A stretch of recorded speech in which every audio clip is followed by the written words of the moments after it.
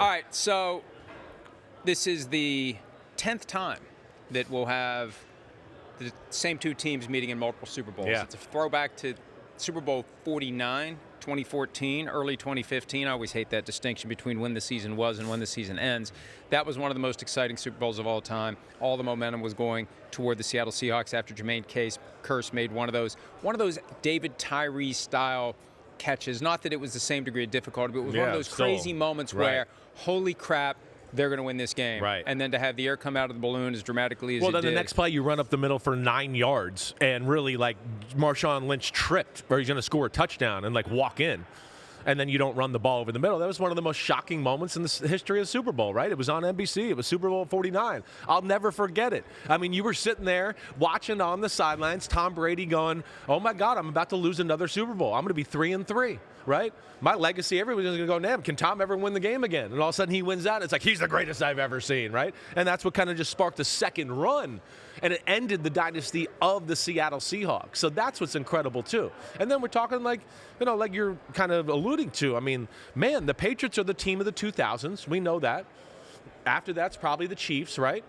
And then after that, you start to get into the Seattle, Philadelphia Eagles. I mean, this is Seattle's, fourth Super Bowl appearance here this century? Yes. They've been one of the more relevant teams in football. And here with these, and it just shows you its organization, too, because it's two new coaches.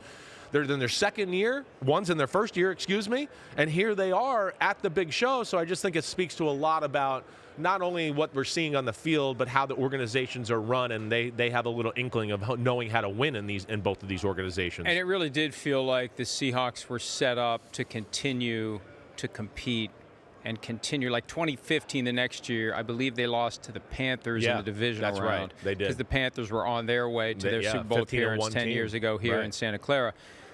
But what a difference for the legacies of the players, the coach, everyone involved in the organization to not get back-to-back. Right. They had their shot at back-to-back. It was right there to be had.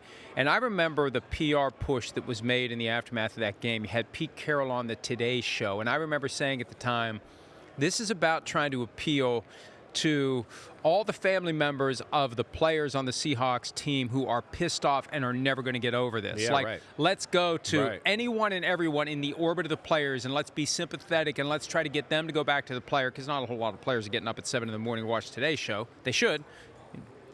Corporate synergy. But I feel like there was this effort to try to put the toothpaste back in the tube, and eventually they just had to get rid of everybody who had a problem with it. Like, it took 3 years, but eventually they had to just clean the house. Yeah. Because there were guys that were never going to get beyond the fact that it was obvious to everyone in the world except Pete Carroll, and was Darrell Bevell the coordinator at the time? Darrell Bevell. Those two guys called for that pass play. Well, it had a feeling of, we at the time kind of thought Darrell Bevell was looking to be a head coach in the NFL, and having Russell Wilson be the MVP and throw the game-winning touchdown was going to allow him to propel himself as offensive coordinator genius into being a head coach that way. It didn't work, as we know. Malcolm Butler struck, and it was one of the most unbelievable moments in the history of the Super Bowl. Hi, it's Mike Florio. Thanks for watching PFT on YouTube. Hit subscribe for the latest news and analysis from Pro Football Talk.